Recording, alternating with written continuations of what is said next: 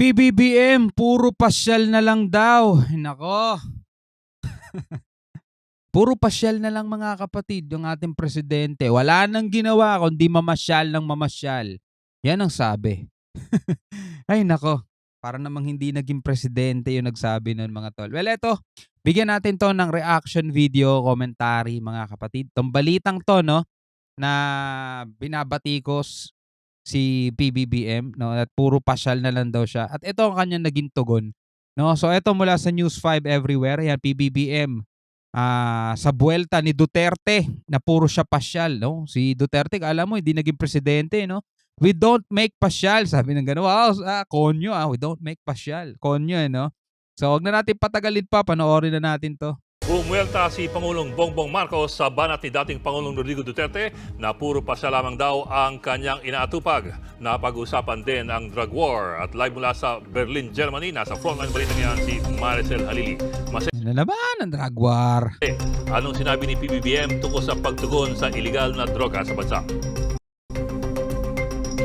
Ayaw ni Pangulong Bongbong Marcos na gumamit ng anumang dahas sa pagtugon sa problema ng illegal na droga sa Pilipinas. Kasunod ito ng pagtanong ni German Chancellor Olaf Scholz tungkol sa investigasyon ng International Criminal Court sa drug war ng Administrasyong Duterte. Alam niyo mga kapatid, putulin ko lang nung mga panahon na si Duterte pa ang presidente, kahit nung natapos na siya maging presidente, pabor ako dati, no, sa nangyayaring mga nababalitaan natin ng mga tinutumba. Alam niyo 'yun, yung drug war ni Duterte dati. Pero paglipas ng panahon, lalo na ngayon sa mga panahon ngayon na-realize ko na parang mas okay mga kapatid yung tipong imbis na itumba mo sila, tulungan mo na lang sila para makabangon, 'di ba? Napakatapang sa mga Pilipino, sinusupil, 'di ba? Sinusugpo. Pero sa usapin ng West Philippine Sea, sa usapin ng ibang lahi na pumapasok dito sa Pilipinas at gustong sakupin yung ating soberanya, wala ka namang nagagawa, 'di ba? Yung mga kapwa mo Pilipino nauubos, 'di ba? Sinusupil mo. Eh, dati okay sa akin 'yun, pero ngayon na-realize ko na, oo nga 'no, ngayon 'yun pa rin ang kanyang tatak, 'di ba? 'Yun pa rin ang tatak niya, hindi na mawawala sa kanya 'yun mga tol 'pag sinabing Duterte, kamay na bakal, anti-drug war, ganyan-ganyan, ang daming tatumba, ang daming na daming na tokhang, mga ganyan. Pero yung totoong problema mga kapatid, 'di ba? Saan ba nanggagaling 'yan? Sa ibang bansa, 'di ba? Iba dito na ginagawa 'yan. Tapos yung mga Chinese na sila naman din ang may pakana niyan, kaibigan mo. Kinukuha nila yung West Philippine Sea, inaagaw nila yung teritoryo ng Pilipinas, wala ka naman nagawa. Kumbaga ang tapang mo lang sa mga Pilipino, 'di ba? Do'n ka matapang. Pero sa ibang mga sa ibang problema wala rin naman, eh. Hindi naman perpekto mga tol, wala namang perpekto, naiintindihan natin 'yun.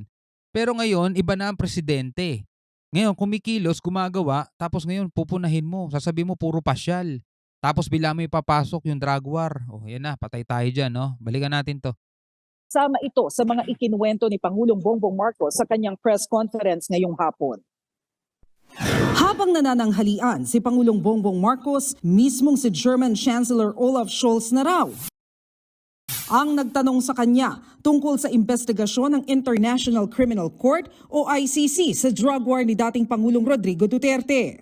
Pasensya na, binablur ko lang, ha. I explained to him our concerns over jurisdiction that we have explained many times over. Our concerns with the jurisdiction of the ICC in the Philippines and why it is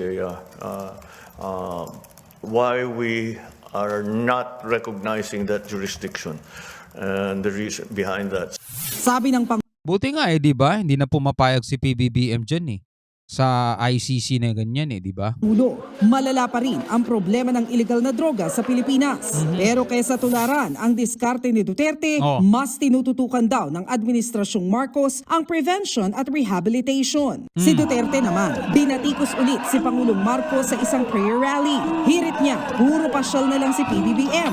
Marcos, pasyal-pasyal na lang yan. Marcos, pasyal-pasyal na lang yan. Kala mo hindi siya naging presidente, no? Alam naman niya yun, eh.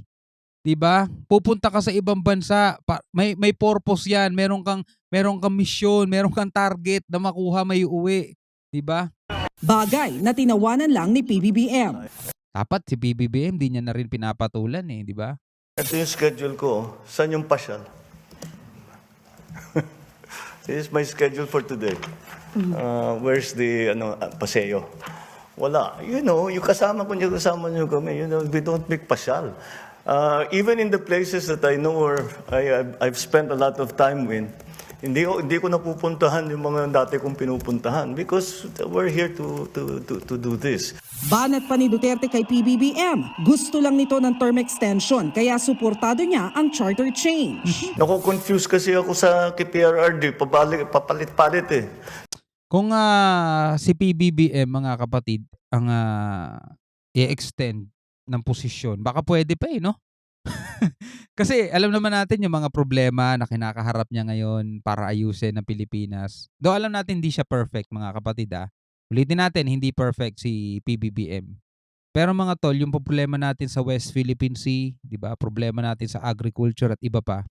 Kung papalitan ng ibang presidente pagkatapos ng term niya, iba na naman yung kanyang way, 'di ba? Iba yung kanyang pamamaraan. Halimbawa na lang sa usapin tungkol sa West Philippine Sea, iba yung kanyang pamamaraan. Gusto niya kaibiganin ng China. Ayaw niya ng ganito. O di wala na naman, 'di ba? Back to zero na naman tayo mga kapatid. Bida-bidahan na naman ng China diyan, 'di ba? Sa West Philippine Sea. Iba-iba Pero kung mai-extend, kung ikaw tatanungin, 'di ba? Alam ko sa inyo maraming umaayaw sa tiyatsa, 'di ba? Tayo hindi rin naman natin gusto 'yon, pero kung sa ikabubuti naman ng Pilipinas, bakit hindi, 'di ba? Kung ikaw papayag ka ba kung si PBBM ang i-extend ng term para hindi lang siya maging 6 years, maging sumunod pa? Kasi mga tol, tignan mo yung China, 'di ba? Mula nang maupo si Xi Jinping, ilang presidente na ng Pilipinas ang nagdaan. Si Xi Jinping pa rin ang nandiyan. So lahat ng plano niya, lahat ng gusto niyang mangyari na isa sa katuparan niya kasi napakarami niyang oras, napakarami niyang time, 'di ba? Dito kasi sa Pilipinas, after 6 years, napapalitan ng presidente. So ibang pamamalakad, ibang administrasyon, iba ang layunin, iba ang priority, iba ang ginagawa, 'di ba? So nag-iiba-iba talaga mga tol. Nag-iiba-iba talaga, no? Tuloy natin. So I'll have to examine it further, read it kasi very quick ko lang narinig ang balita, kanyang mga remarks. So we'll tignan ko muna kung ano ba talaga yung sinabi niya para maintindihan ko dahil hindi ko talaga naintindihan kasi parang naiiba bawat salita niya, iba Dapat nga si PBBM hindi niya na pinapansin mga tol. Kung ano man yung sabihin nun, hayaan mo na lang. Tutok ka na lang sa trabaho mo, 'di ba? Nagsisisigaw 'yun sa isang rally na bangag addict ka daw tapos biglang sa interview wala daw siyang sinabing ganun. Huwag mo na pansinin, 'di ba? Tapos na rin naman yung term niya Though marami siyang supporter mga tol at gusto rin naman natin siya before mga kapatid. Pero sa mga ganitong pagkakataon na imbis makatulong ka sa bayan, wala rin naman, wala na, 'di ba? Tuloy mo na lang yung ginagawa mo.